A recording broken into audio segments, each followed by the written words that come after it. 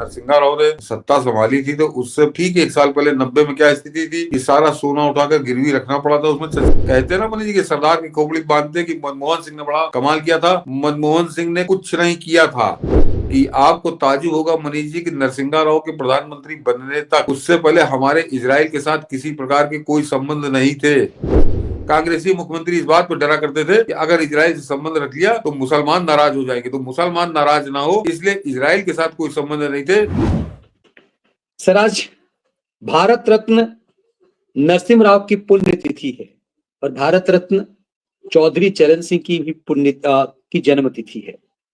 दोनों कभी कांग्रेसी थे। खैर, नरसिम्हा राव तो जीवन भर कांग्रेसी थे। चौधरी चरण सिंह ने अंत में अपना जो है जेपी आंदोलन में अपना नकाब उतारा था।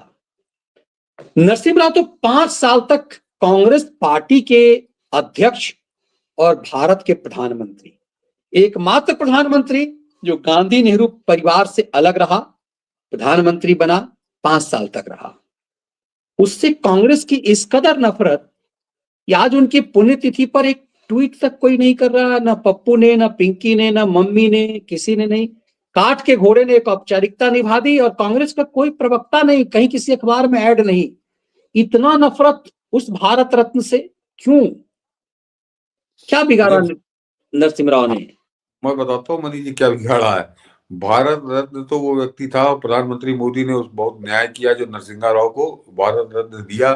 आज जो हिंदुस्तान जो दिन देख रहा है वो उन्हीं की देन है। 1991 में जो उन्होंने लिबरलाइजेशन जिसको कहते हैं उसकी उन्होंने शुरुआत की। जरा याद करिए कि जिस समय नरसिम्हा राव ने सत्ता संभाली थी तो उससे ठीक 1 साल पहले 90 में क्या स्थिति थी कि सारा सोना उठाकर गिरवी रखना पड़ा था। उसमें चंद्रशेखर की गलती नहीं। चंद्रशेखर तो 4 महीने के लिए मुख्यमंत्री प्रधानमंत्री बने थे तो उनके करे धरे कुछ होना नहीं था।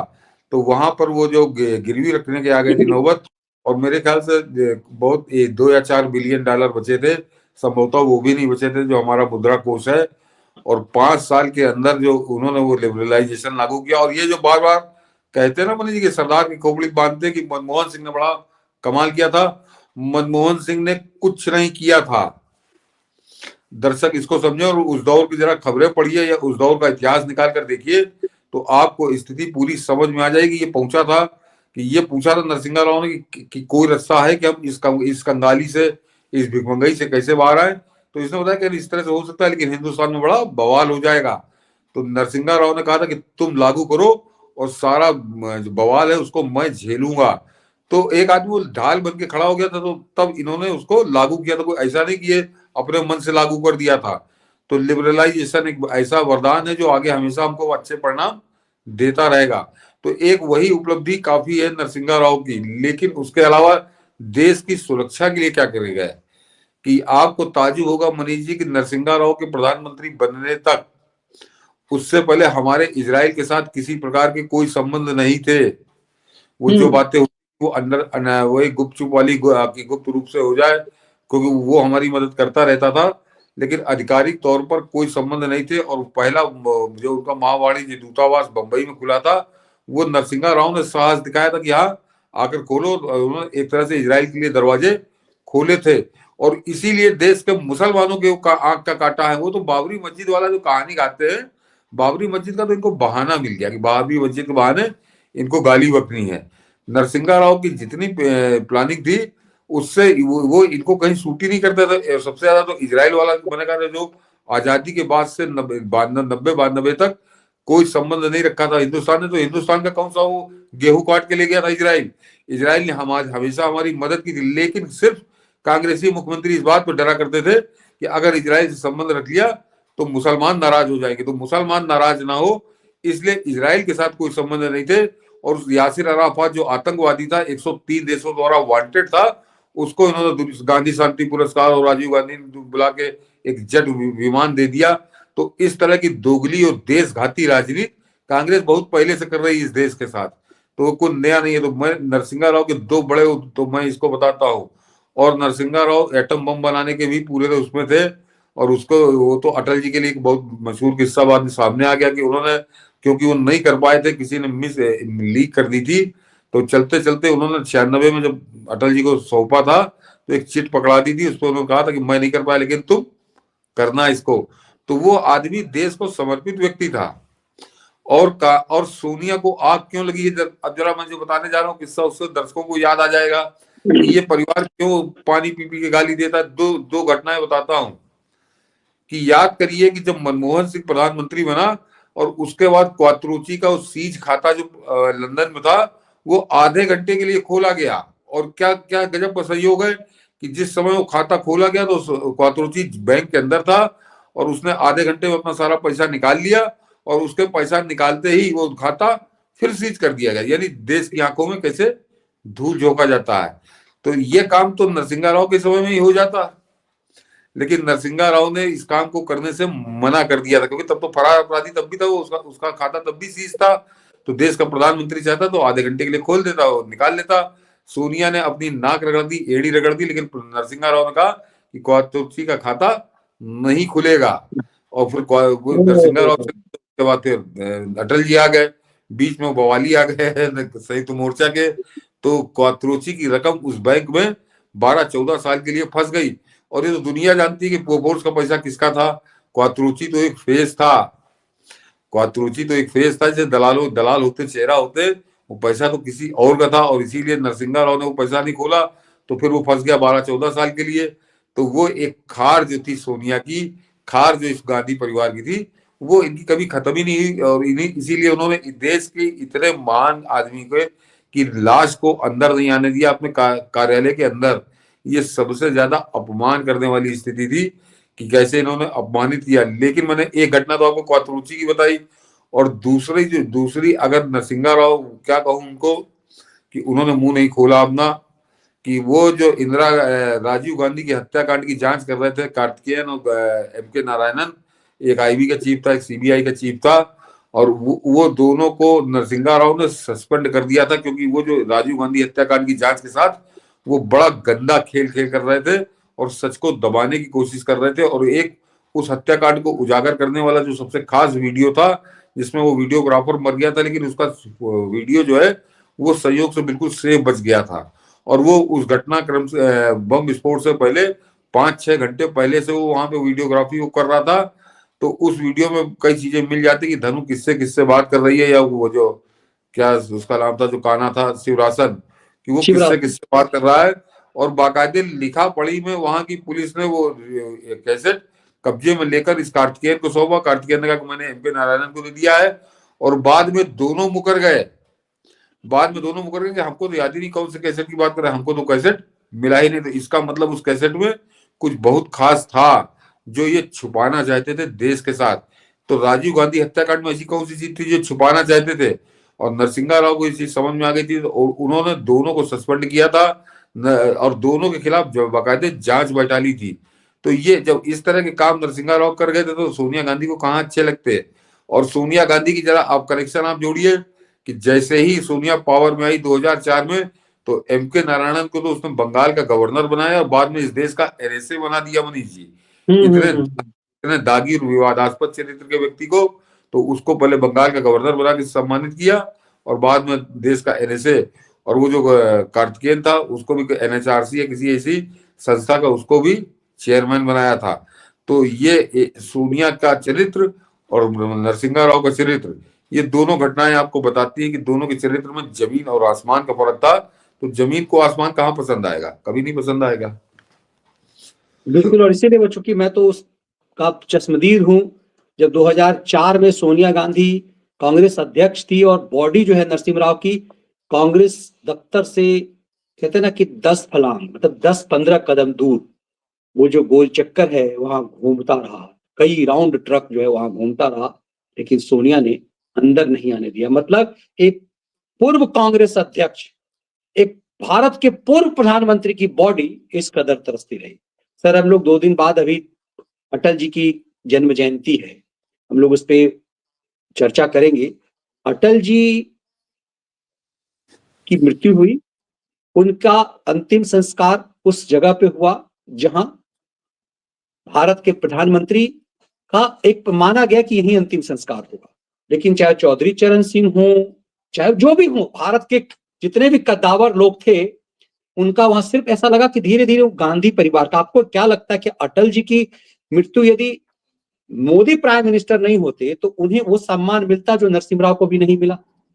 नहीं, कोई सवाल ही नहीं पैदा होता। वो अपमानित करके या तो लखनऊ भेज दी जाती उनकी बॉडी, या भेज दी जाती ग्वालियर जहाँ को होते, वो कोई प्रश्न ही नहीं पैदा होता। ये तो जमींदारों की तरह, जैसे जमींदार का अहंकार होता है, ये उस तरह से अब देश चला रहे थे। और उनके जरा नरसिंहा राव को, मनीष जी, वो आदमी सन 50 से वो व्यक्ति राजनीति में था, और उससे पहले 1947 में वो सशस्त्र, आप कहिए कि हथियार बंद अगर जो विरोध था, उस दस्ते में वो आदमी शामिल था।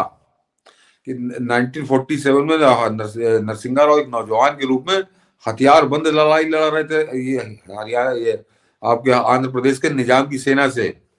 तो वो, और तब से लेकर उसके बाद वो आंध्र प्रदेश के 70-78 में मुख्यमंत्री हुए, विदेश मंत्री रहे, गृह मंत्री रहे, दुनिया भर के तो उन्होंने पोर्टफोलियो संभाले।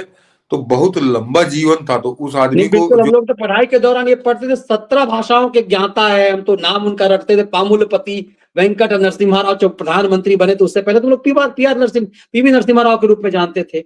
इतना काबिल व्यक्ति, और देखिए सही बात है, बड़ी चालाकी से पूरा श्रेय सरदार को दे दिया गया, हाँ, है ना। जो इस परिवार का एक घरेलू नौकर से ज्यादा कुछ नहीं था। हमारे कहने में दुख होता है, लेकिन हमारे प्रधानमंत्री के पद की गरिमा को उसने घरेलू नौकर के रूप, कई वीडियो सामने है, ऐसा नहीं कि हम हाँ, लोग नहीं कह रहे हैं। शर्म आनी चाहिए थी कम से कम।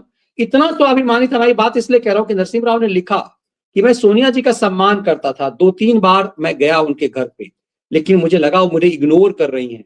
तब मुझे लगा कि वो नरसिम्हा राव का इग्नोर कर सकती हैं, नरसिम्हा राव को अपमानित कर सकती हैं, लेकिन भारत के प्रधानमंत्री को नहीं। और उस दिन से मैंने अपने आप को बदला। तो ये जमीर मनमोहन सिंह का नहीं जगा, ये जमीर नरसिम्हा राव का जगा। इसीलिए नरसिम्हा राव भी माना जाता है एक साल तक, अब उन्होंने खुद लिखा है, मैं साल भर तक जाता था, हर फाइल लेकर के उनके पास, उनसे बात करता था, उनसे राय लेता था, लेकिन वो मुझे अपमानित करती थी। तो मैंने एक दिन सोचा, घर आया, मैंने महसूस किया कि वो नरसिम्हा राव का अपमान कर सकती हैं, दुनिया के सबसे बड़े डेमोक्रेटिक कंट्री के प्रधानमंत्री का नहीं। तो ये जमीर तो मनमोहन सिंह का कभी नहीं जगा, उसका आत्मसम्मान तो कभी नहीं जगा। तो क्या आत्मसम्मान वाले व्यक्ति थे, और कांग्रेस में जिसका आत्मसम्मान हो, जिसके अंदर रीढ़ हो, उसे तो सम्मान मिल ही नहीं सकता। और नरसिंहा राव कितने काबिल प्रधानमंत्री थे, मैं जरा राजनीति बता दूं मनीष जी, कि नरसिंहा राव ने जो सत्ता संभाली थी, 232 सीटें थी कांग्रेस की, और वो पूरा 5 साल वो 233 नहीं हो पाई सीटें, यानी 232 में हाथ में जूता लेकर उसने सत्ता चलाई नरसिंहा राव ने। यानी कितनी बड़ी घटना आप बात करिए कि दिल्ली बाबरी मस्जिद के उसी समय ढही। ये तो खा गए होते सरकार को, जितने सेकुलर थे, लेकिन उनकी सरकार टस से मस नहीं हुई। 1992, मतलब 91 से 96, वो आदमी, मैंने कहा, हाथ में जूता लेके चलाया। इतना बड़ा एक चेंज किया लिबरलाइजेशन वाला। और उस बाबरी मस्जिद के बाद बंबई के दंगे हुए, तो ये किस तरह से गुजरात के दंगे लेकर नरेंद्र मोदी के खून के प्यासे हो गए थे। लेकिन नरसिंहा राव और कभी वो सरकार सत्ता में एक तरह से पूर्ण बहुमत में कभी वो आई ही नहीं। तो ये राजनीतिक कौशल कितना गजब का था नरसिंहा राव के अंदर, इसको जरा गंभीरता से समझने वाली बात है। और सोनिया ने अपने पालतू कितने खतरनाक लोगों को छोड़ रखा था, नारायण दत्त तिवारी, शीला दीक्षित, अर्जुन सिंह, माखनलाल पोतेदार, ये सब बड़े बड़े उस वक्त बड़े बड़े खंबे हुआ करते थे कांग्रेस के। और ये सब रात दिन नाक में दम किया करते थे। वो जो आपका महाराष्ट्र वाला पवार, लेकिन पवार सोनिया कहने से नहीं, वो अपने महत्वाकांक्षा था।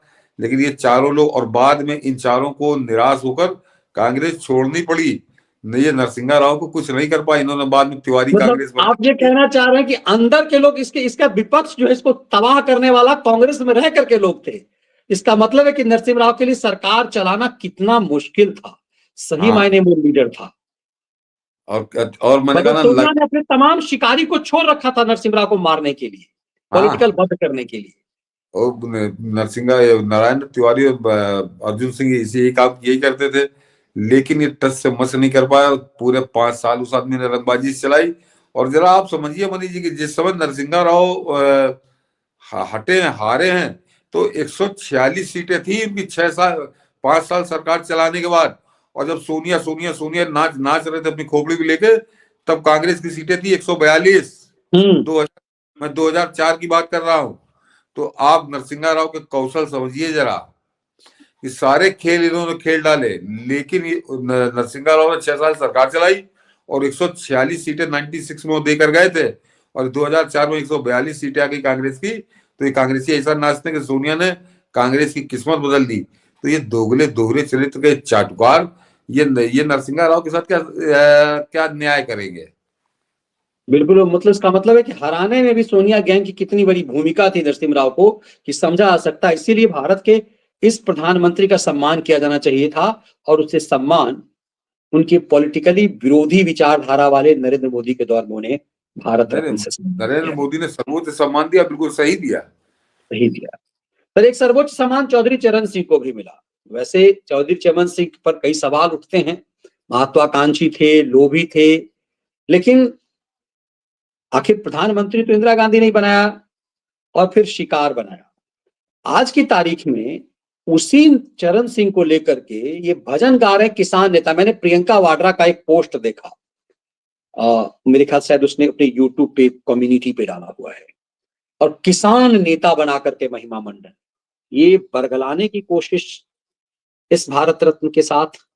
और इसको भी भारत रत्न चौधरी चरण सिंह को भी नरेंद्र मोदी काल में मिला, जिस मोदी को किसान विरोधी और पता नहीं क्या क्या खेल किया जाता है। नहीं, चरण सिंह के अंदर एक बहुत बड़ी खूबी थी मनीष जी, जो हिंदुस्तान के बड़े गिने चुने राजनेताओं के अंदर है, जो जिनको आप उंगलियों में गिन सकते हैं, उतने ही नेता है कि चरण सिंह जो है ये स्वतंत्रता आंदोलन में भी थे, ये वकील थे उस समय। कि चरण सिंह पे आप राजनीतिक दंड फंड इधर उधर उलट फेर ये सब करने का तो आप आरोप लगा सकते हो, सही भी थे गलत भी थे। लेकिन ये तो चरण सिंह का जो कट्टर विरोधी थे वो भी कहते थे कि चरण सिंह पैसे के बेईमान नहीं है। चरण सिंह पर एक पैसे का कभी इस तरह का आरोप नहीं लगा कि कोई पैसा लेके उन्होंने कोई हजारों एकड़ कोई फार्म हाउस खोल लिया हो, या कोई बड़ी लंबी चौड़ी खेती ले ली हो, दिल्ली में कोठी ले ली हो। ये सब काम चरण सिंह ने कभी नहीं किया। वो अपना राजनीति का दांव पेच उसमें वो रहते थे, और चरण सिंह बड़े स्पष्ट वक्ता भी थे। ये दर्शक इसको समझे कि उन्होंने जिस समय इस्तीफा दिया था उसी समय बिल्कुल मुंह खोल कर कहा था, मगर उस समय चाटकारों की भाड़ों की टोली थी, तो उस बात को दबा दिया गया। कि चरण सिंह ने बहुत खुलकर कहा था कि मेरी सरकार सिर्फ इसलिए गिरी है कि अभी मेरी सरकार न गिरती, इंदिरा गांधी अभी चाहती थी कि अभी मैं सरकार चलाऊं, लेकिन एक शर्त उन्होंने रख दी थी कि मेरे लड़के के खिलाफ जितने केस हैं, यानी संजय गांधी के खिलाफ, वो सारे केस वापस ले लो, वो सारे केस सरकार वापस ले ले। और मैंने उसको बिल्कुल मना कर दिया था। और वो ये देखिए यहाँ सिद्धांत वाली बात है, क्योंकि जो सरकार गिरी थी उसमें गृह मंत्री चरण सिंह थे, तो सारे जो आरोप थे जो लगे थे, केस जो दर्ज, वो तो उन्होंने ही करवाए थे। तो अपने कहे को कैसे वो आदमी काट देता, तो इसकी वजह से समझौता चरण सिंह ने नहीं किया, बाद में उनकी सरकार गिर गई। तो चरण सिंह भी कहीं इनको रास नहीं आते। तो चरण सिंह को भी आज उसका अधेड़ ने तो चरण सिंह को भी याद नहीं किया, ना प्रियंका ने किया हो, तो कहीं कोई लिख दिया किसी कम्युनिटी में ताकि कोई कहने को हो जाए। तो इनको इस टाइप के लोग पसंद ही नहीं है, जो अपने की एक अलग उनकी खूबी और भारत रत्न जिनको है। तो ये किसानों को बेच रहे हैं, किसानों के नेता इनको कहाँ स्वीकार है, जो वास्तव में किसान नेता थे, जो वास्तव में किसान नेता थे, और अब वो भारत रत्न है। इसीलिए हमने समझने की कोशिश की कि आखिर भारत रत्न से, इन भारत रत्नों से सोनिया कांग्रेस को नफरत क्यों है, और क्यों सोनिया कांग्रेस के दौर के बाद ये एंटी हिंदू कांग्रेस होती चली गई। तब जो राष्ट्र समर्पित, जिन्होंने राष्ट्र के लिए अपना सर्वोच्च बलिदान दिया, उससे कांग्रेस क्यों नफरत करने लगी। हमने इसीलिए समझने की कोशिश की कि आज क्यों, जो सतीश जी कहते हैं कि सर आप जूते में दाल बटना तो कम्युनिस्टों ने शुरू कर दिया है, अब इसके अंजाम को धीरे धीरे देखिए होता है क्या। हम आप सबसे आग्रह है कि इस वीडियो को ज्यादा से ज्यादा संख्या में लाइक और शेयर जरूर कीजिए। बहुत बहुत धन्यवाद सर। जय हिंद, वंदे मातरम।